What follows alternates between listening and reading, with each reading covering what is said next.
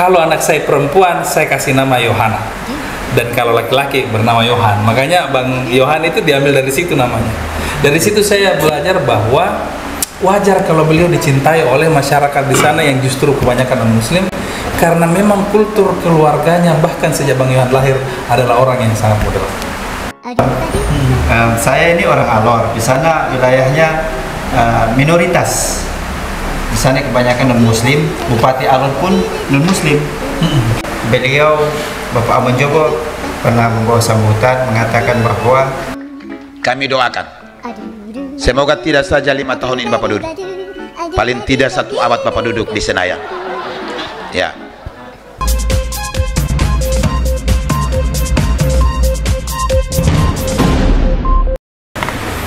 Jadi kesimpulannya teman-teman, masih banyak hal yang harus kita benahi.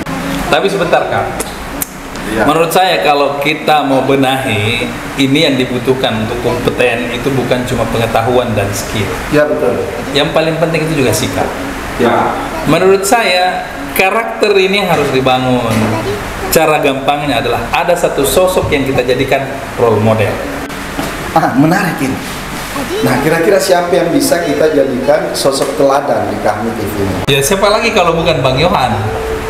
Bang Yohan ini orang yang banyak mengkader kita sampai menghidupkan tempat ini. Saya kan baru kenal Bang Yohan dari Kauno. Saya dengar cerita namanya Yohan, orang PAN, senior kita. Tadinya saya pikir non-muslim. Sampai kemudian saya paham yang dimaksud senior kita itu beliau ternyata Kahmi dan terpilih jadi presidium. Berarti muslim. Nah, setelah saya kenal beliau dan beliau sendiri menceritakan, saya terharu jujur. Cerita tentang namanya. Rupanya ibunya senang dengan seorang suster bernama Yohana. Dan kata dia, kalau anak saya perempuan, saya kasih nama Yohana. Dan kalau laki-laki bernama Yohan. Makanya Bang Yohan itu diambil dari situ namanya. Dari situ saya belajar bahwa wajar kalau beliau dicintai oleh masyarakat di sana yang justru kebanyakan non-muslim, karena memang kultur keluarganya bahkan sejak Bang Yohan lahir adalah orang yang sangat moderat. Betul itu Bang. Saya ini orang Alor. Di sana wilayahnya minoritas.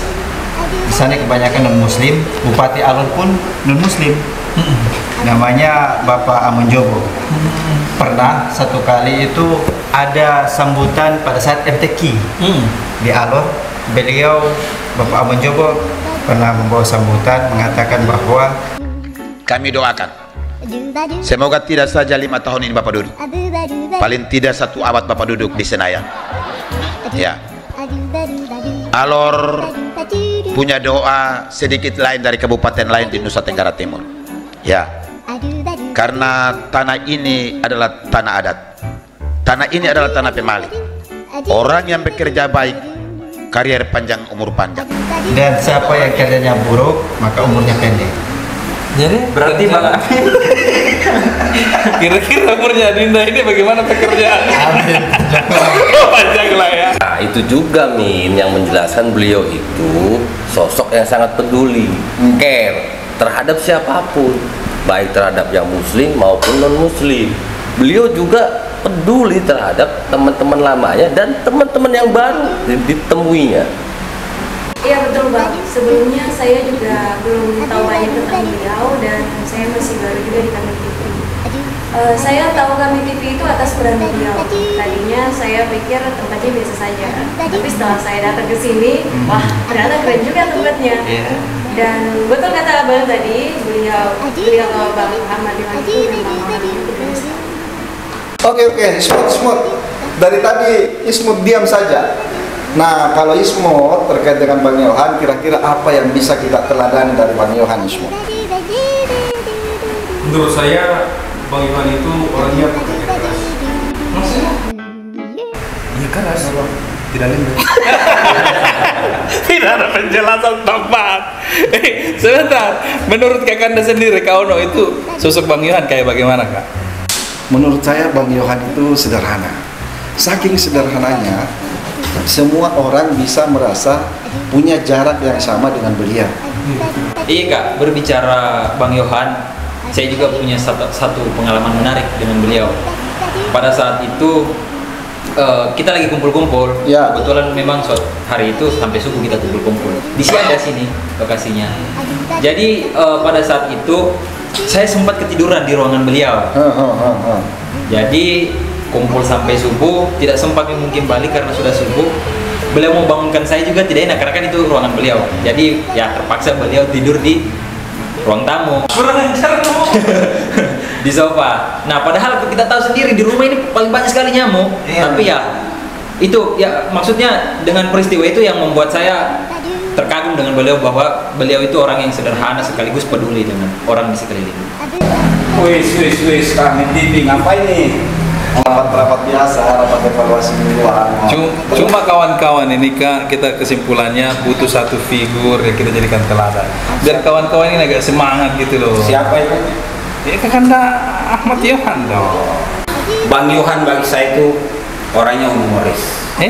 Ingat nggak cerita tentang siapa nih? Tentang 5.000. Bagaimana beliau menceritakan secara tragis, secara humor tragis tentang dia menemukan duit 5.000 Yang dia mau kembalikan itu ya? yang dia mau kembalikan itu dan kita semua tawa. Depan saya jatuh uangnya ke situ 5.000. Dan saya bilang, Bu, uangnya jatuh.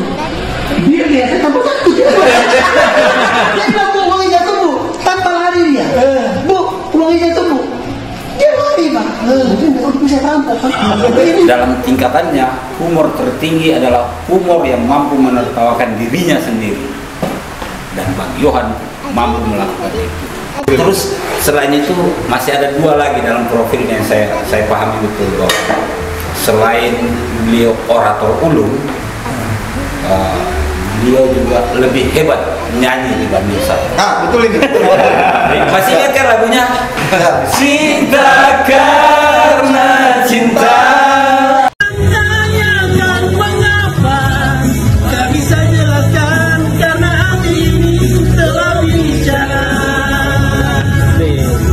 Kepada Bang Yohan, warga Kahmi TV mengucapkan Selamat ulang tahun yang ke-48.